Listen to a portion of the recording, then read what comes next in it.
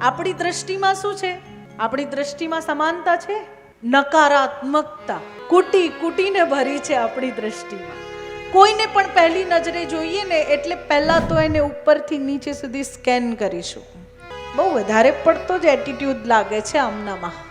આ વિચાર આમ પહેલા નંબરે.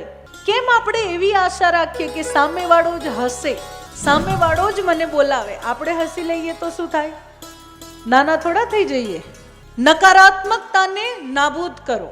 હજી પણ તમારી દ્રષ્ટિમાં ભેદ છે. આ સ્ત્રી, આ પુરુષ, આ ઉચ્ચ, આ નીચ, આ બુદ્ધિશાળી, આ મંદબુદ્ધિ, આ ભેદ. અને એ ભેદના કારણે સમાનતા નથી. અને સમાનતા ન હોવાના કારણે આ સ્ત્રીઓને પણ એ અનુભૂતિ થઈ કે તમે એમને જોઈને આવો વિચાર કરશો કે આ અહીંયા સ્નાન કરી રહી છે.